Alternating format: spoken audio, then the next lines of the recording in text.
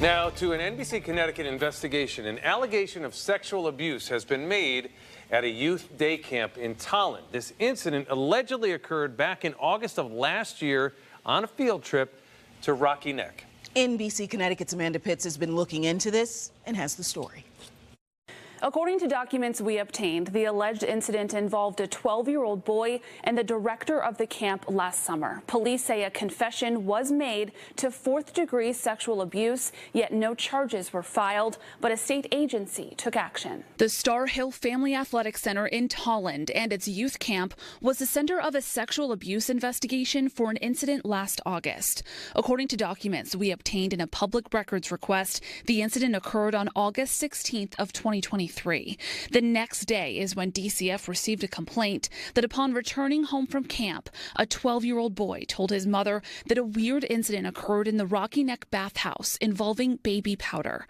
The complaint is redacted and doesn't name the adult or explain what exactly happened in that bathhouse. An investigation was opened by Department of Children and Families, the Connecticut Office of Early Childhood, and State Police. And the State Police detective investigating stated in an email that he was able to obtain a confession corroborating the victim's claims, verifying there was a violation of sexual assault in the fourth degree. As a result, DCF cited the athletic center for multiple violations, and the OEC determined that the director engaged in emotional neglect and sexual abuse regarding a camper and does not have the personal qualities necessary to care for and work with children. In an email, the OEC gave the center the opportunity to surrender its youth camp license, writing that their investigation into allegations of sexual abuse is not yet concluded, but the evidence that we currently have raises significant concerns for us. They then issued a consent order for the center to sign, where that camp director is named,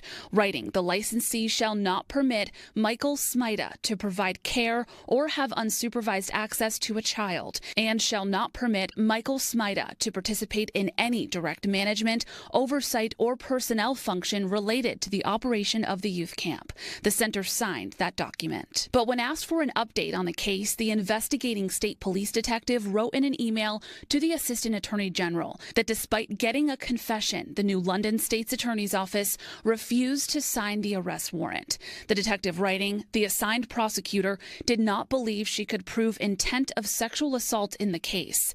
It was a very frustrating investigation, and it is closed on his end. Today, the youth camp is still operating, and in June, when the OEC performed an inspection of the center, they found no violations of the consent order. Yet Smida is still listed as a part owner of the Athletic Centers, LLC. Now, in addition, I gave a call to Star Hill, and the person answering the phone referred to Smida as one of the people still in charge of the camp. His attorney and an attorney for Star Hill did not respond to my request for comment. I'm Amanda Pitts, NBC Connecticut News.